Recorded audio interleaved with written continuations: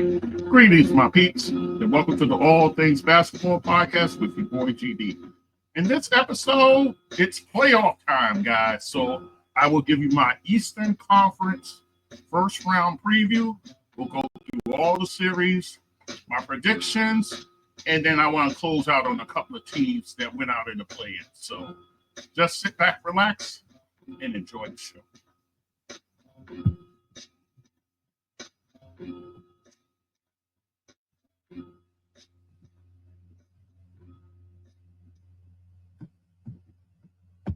Okay, guys, it's your boy GD back with the All Things Basketball with GD podcast. And guys, we are in the midst of it. Mid-April means playoffs is underway in the NBA. The most exciting time in the playoff calendar, in my opinion, at least. So with that said, let's get into all these series, guys. We're going to start with the Eastern Conference, and we will start with the Cleveland Cavaliers, guys. The number one seed, the team that finished 64-18 atop of the Eastern Conference. And they'll be taking on the 8th seed, the Miami Heat. And boy, the Miami Heat had some road to take to get here, guys. They won on the road twice in the play-in, beating Chicago and then going into overtime to beat Atlanta in Atlanta. So this series, guys, Cleveland actually beat them 2-1 in the season series. But I think this is a little closer than everybody's making it out to be. Let's talk about the key matchups, guys. Donovan Mitchell going up against Tyler Hero. I think that's the one matchup that's going to be fantastic, guys. Donovan Mitchell, granted, everything's okay with him. He had issues with his ankle coming into the playoffs.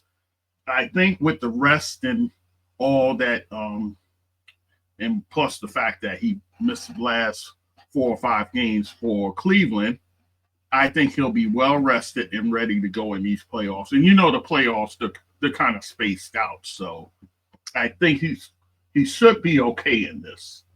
And he's going up against the likes of a Tyler Hero, who had a fantastic play-in, guys, scoring 38 and 30 respectively in the play-in, guys. I mean, he's been absolutely on fire, guys.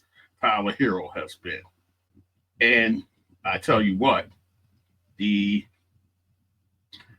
need every single one of his points, guys. So Tyler Hero, playing like a man possessed in the play-in, now has to face the likes of a Donovan Mitchell. I think it's going to be one of the best matchups in the playoffs, to be honest with you. And then also, guys, you have Bam Adebayo versus Evan Mobley Jr. I think that's a very, very good matchup there. You have 2 defensive-minded guys who can get their offense. So I think whoever wins that battle, guys, I think that goes a long way in this series. And then this one kind of flies under the radar, but I think it's important. Kel Ward going up against Jarrett Allen. So it's a battle inside of the bigs. Ward, younger player, going up against the veteran Allen. So I think that could be a very good matchup as well. Keys to victory for Cleveland. I think they have to dominate at the point guard position.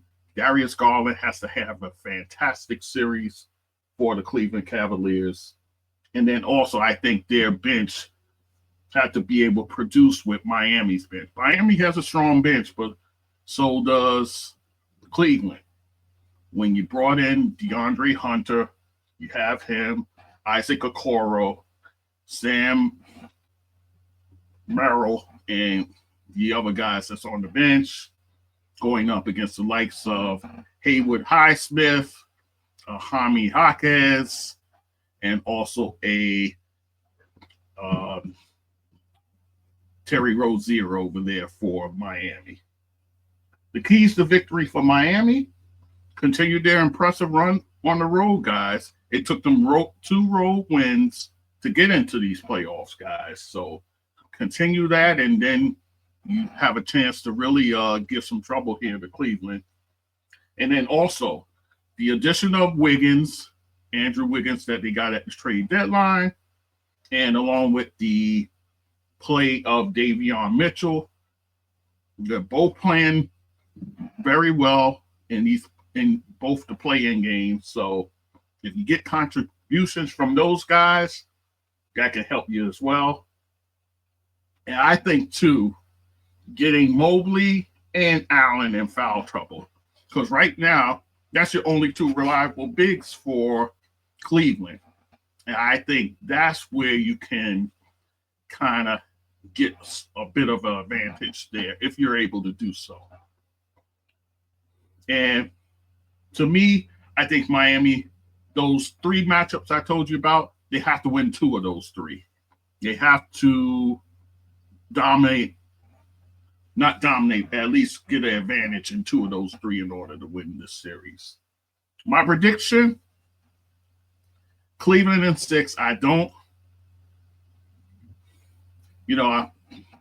Miami's playing great. You gotta give them that, but I don't think they lay down in this. I think they give Cleveland all they can handle, but I think it will be over in 6 games, guys. So there you go in that regard. Your next series, guys, the Boston Celtics, the 2 seed, guys, and right now they finished the season 61-21, and they will be playing against the 7th seed, Orlando, who won their opening matchup against the Atlanta Hawks in the play-in. And Orlando finished with a .500 record. Mind you, they had to dig themselves out of a hole, guys, because remember, Paolo Banchero and Franz Wagner at one time both were out and for long extended periods of time. So they pretty much had to dig themselves out of being out of the play-in picture into it and reaching that 7th seed. So kudos to them for that. And like I said, they were able to beat Atlanta 120-95 in that play-in game. A game where you saw Cole Anthony have a fine game for them coming off the bench. And it's funny because that's a game I watched. Paolo Banchero and Franz Wagner, they only combined for 30 points between the both of them guys. 10 for 28 from the field and 0 for 8 from 3. So if you're facing a Boston club, you can't have both of these guys cold like this. At least one of them got to be hot in this. So there you go with that. Key matchups. Jason Tatum versus Paolo Banchero. This is a fantastic matchup, guys. Of 2 guys, Jason Tatum, a lot has been said about him being vastly underrated, which, I give some credence to that. The guy is always on your all NBA first team. The guy is a model citizen, doesn't get into any trouble, and his team wins. So could he be getting more shine? Absolutely. But, he kind of has a Tim Duncan way about him. He just goes about his business without too much fanfare and all those sort of things. So, but this should be a fantastic matchup, guys. Then you look to Jaylen Brown versus Franz Wagner. Now, this is one I'll be watching very closely because Jaylen Brown, it's been told that he had to get shots in his knee for pain management. Coach Joe Mazzulla said so. So his health is imperative for Boston to advance in this series. And then Franz Wagner has, since the All-Star break and since he's been healthy, he's been playing fantastic basketball, guys. So this is going to be a very good matchup as well. And then also, guys, Kristaps Porzingis, and I think he'll see a steady diet of Wendell Carter Jr., Goga Batazes, and also Jonathan Isaac. I think you're going to see a steady rotation of guys on KP to kind of slow him down. So I'll be looking at that as well. Keys to victory for Boston. I think it's going to be, you're going to have strong play from your backcourt there, from guys like Derek White, guys like Drew Holiday, guys like Peyton Pritchard, because that's the one Achilles heel for the Orlando Magic, and that's in the backcourt there. So if you get these guys playing well, I think it'll be pretty much no problem. And then they got to keep Montero and Wagner at bay. They have to do it. They can't let these guys explode in this series. And then for Orlando, continue their hot play, the hot play of those guys there.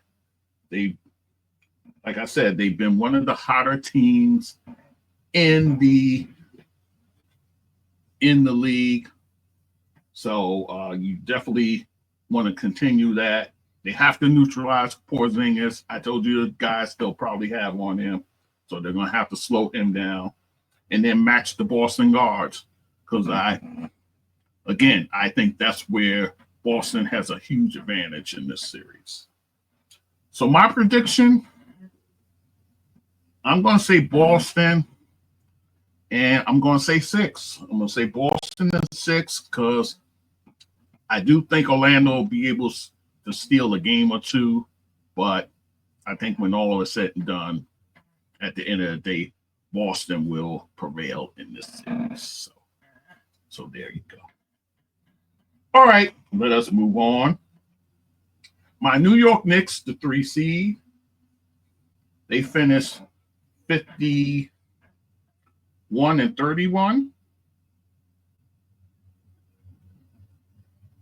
Hang on 1 second.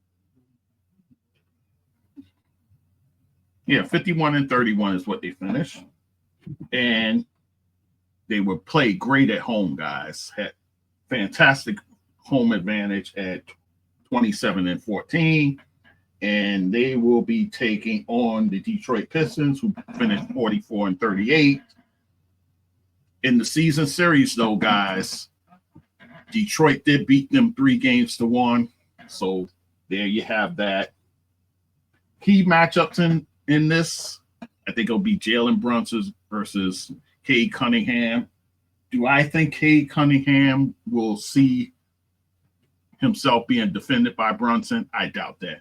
I think they'll run Mikal Bridges at him. I think they could run OG Anunoby at him. I think they'll run Josh Hart at him. I don't think it'll be Brunson. So I think they'll kind of hide Brunson on like a Tim Hardaway, maybe do that. But yeah, that's the way I see that. And then I wonder what Tom Thibodeau's going to do as far as Mitchell Robinson. Will he start him next to a Karl Anthony Towns? We'll see. A lot of people have been making overtures about that. My guy CP the franchise over there at Knicks Fan TV, he's been making pleas for that, and I agree with him. I think you can now in the playoffs you can go that route, especially given that you're going to face this young kid Jalen Duren, he's had a solid year for the Detroit Pistons on the inside. So I think it's the time where you pull, if you're Tom Thibodeau, you pull that trigger and you employ Mitchell Robinson and a Karl Anthony Towns. I get it. I understand Karl Anthony Towns. He's been getting into foul trouble lately. But if you're able to hide him on a Tobias Harris, then I think that's to the Knicks' advantage. So that's the way I'm seeing that. And then OG Anunoby on a Tobias Harris, just in case you want to, or you could just slide OG again on a K Cunningham. I wouldn't worry too much about Osar Thompson, although he's a very good defender. I don't see him getting too much of his offense in this series. So there you go in that regard. Knicks key to victory. Again, employing Mitchell Robinson in this series. I think you're going to need some defense, guys. You're going to need somebody to patrol the paint, to kind of keep the Detroit guys from, being able to come into the lane with ease. And I think Robinson is a deterrent in that regard. Ball movement. I think ball movement is key, guys. We know Jalen Brunson, he can get his in the playoffs, but I think getting others involved, especially in this series, I think goes a long way. And then protect MSG. You got to protect the home court there, guys, if you want to win this series. Detroit keys the victory. Can their dominance over the Knicks in the regular season, can that translate to the playoffs? And, I've said a lot.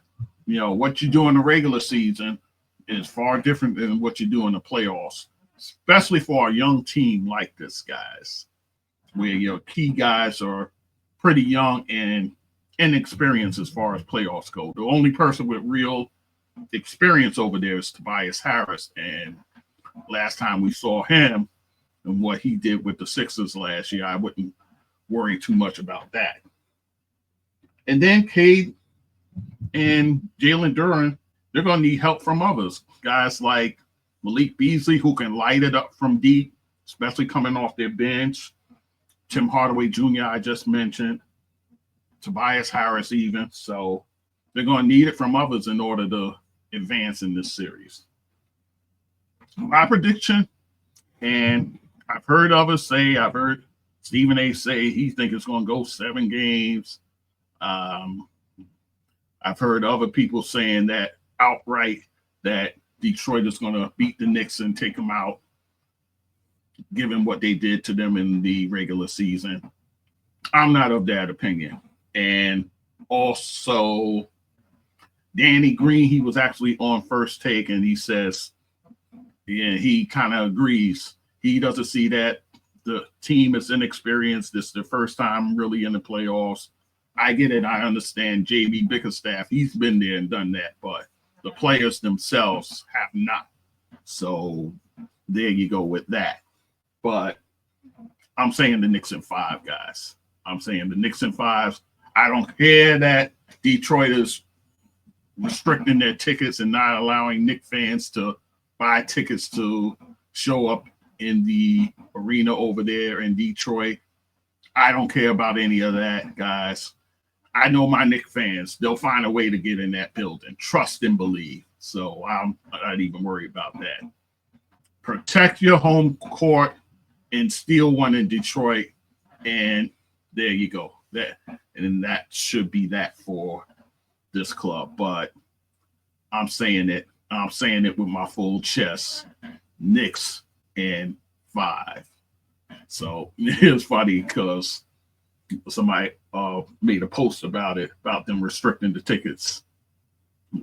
What did I say? Restricted tickets, egg and biscuits, Wilson Pickets, Knicks in 5. So there you go. So that's my prediction in that regard. Moving on to the last series, and that is the 4th seed, the Indiana Pacers taking on, and as the 4th seed, they won 50 games, 50-32, so good for them. And they're taking on the 5 seed, the Milwaukee Bucks, at 48-34. And Indiana had some very good home record at 29-11. And while Milwaukee finished 500 on the road.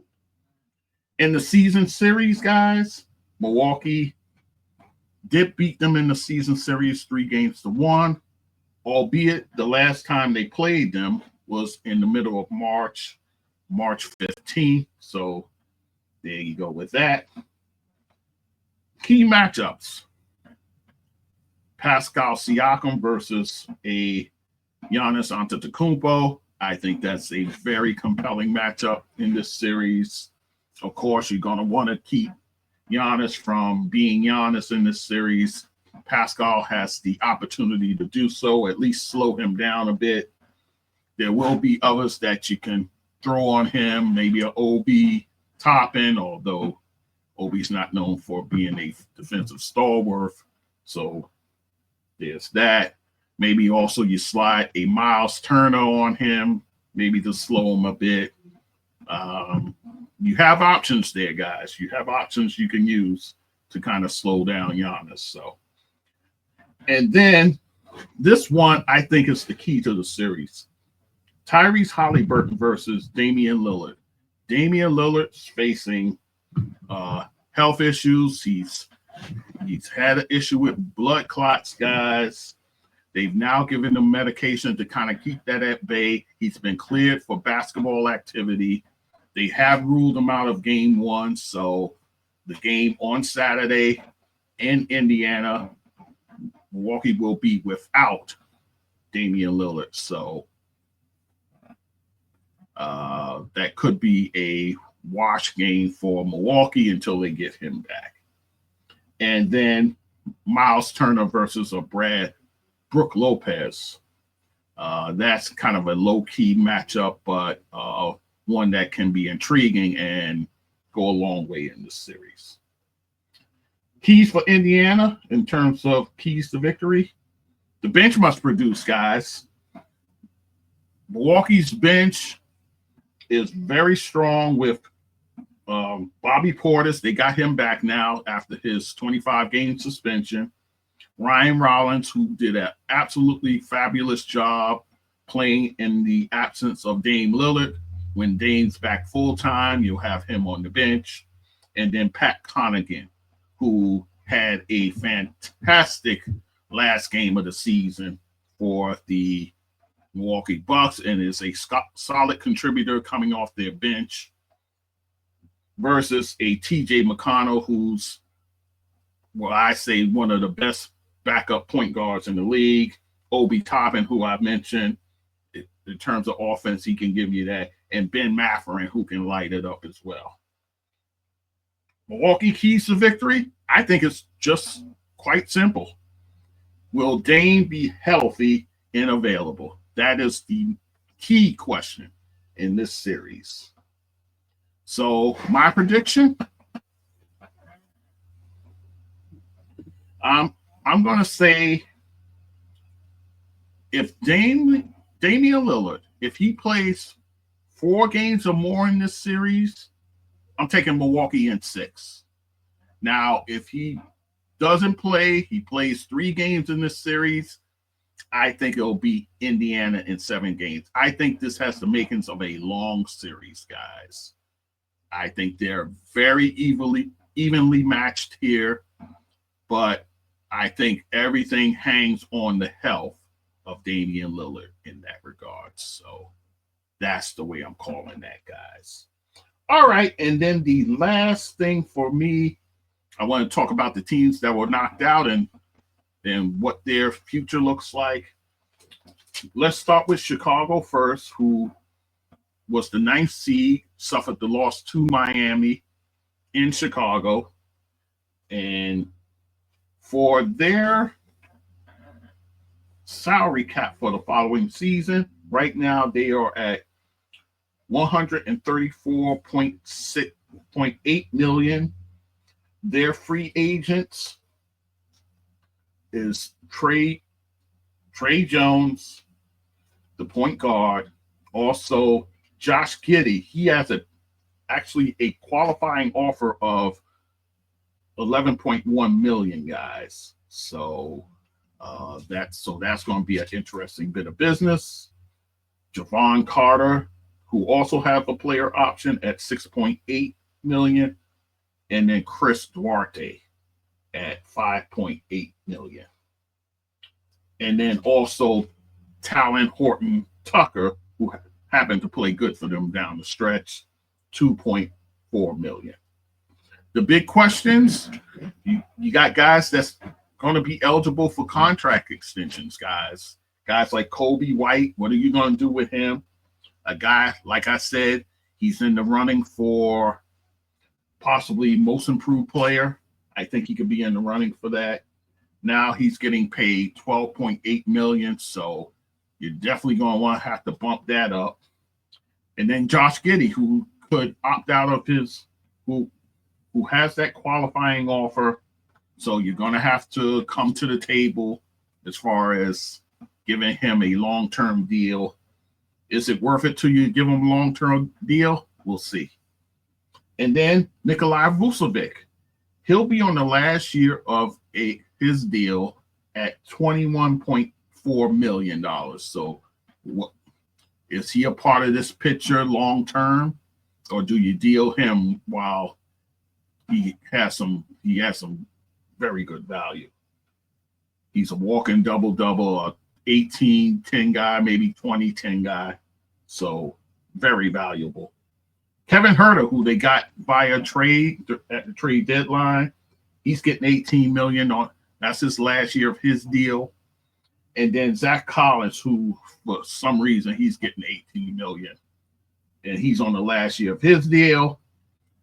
Oyo Dosunmu getting $7.5 million, a very versatile guard for them. So will they extend his contract? We'll see. So a lot of decisions to be made by Chicago. You still have Alonzo Ball on the books, so you got to come to grips with that.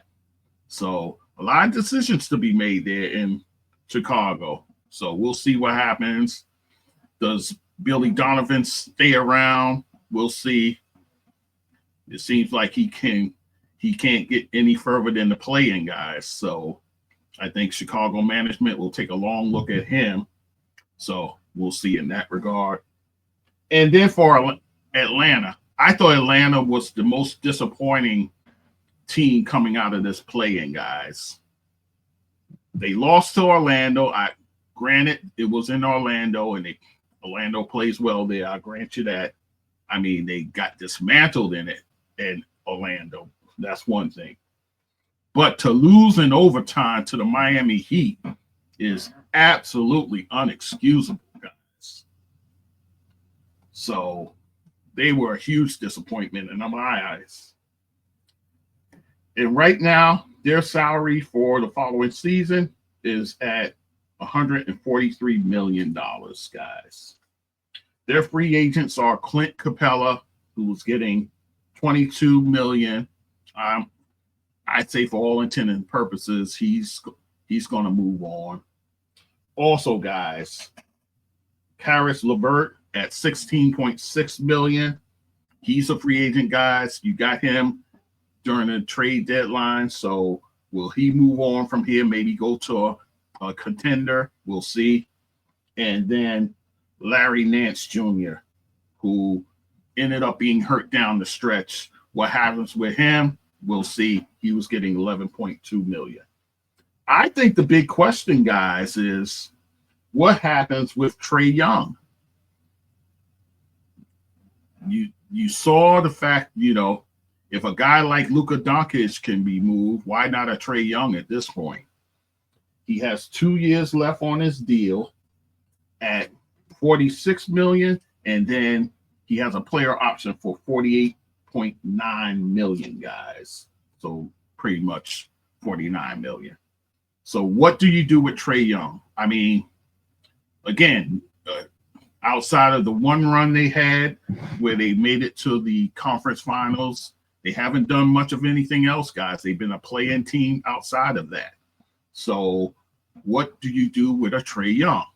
So we'll see what happens, guys. But this is not looking rosy there. I mean, if you were to trade a Trae Young, maybe get a nice haul back, some draft picks. You have some young players there you can build around. You have a Nneka Okongwu, your center there, now that he'll be the full-time center. Zachary Ricochet, your former first pick overall in the draft. Dyson Daniels, who I thought had a breakout season. And Jalen Johnson, although another year he gets hurt again, but he's potentially one of your building blocks. So we'll see what happens in that regard. All right, guys. So that is it for this episode. I'll be giving you my Western Conference first round preview as well. That'll be coming shortly. Guys, thank you for listening as always. All things basketball with gd.com is the website. There you find my episodes, my clips. You find my donate buttons, 3 of those there, guys. Spotify donate, buy me a coffee, and my PayPal button is there. Cash App, you see it in the scroll, guys. It's there every week, guys. $ GD, Again, $ GD, is my Cash App. Guys, I'm on all the podcast platforms, Apple included. Leave reviews, like the videos wherever you see them, guys. Also, YouTube, I'm there. LinkedIn, I'll post a link there for my videos as well. Also, socials, Blue Sky, IG, and TikTok. Well, TikTok while it's still alive and breathing. A little bit of Facebook and not much else. So I thank you guys for listening. Your listenership is so important to this show. Much appreciated. And we'll be talking soon. Take care.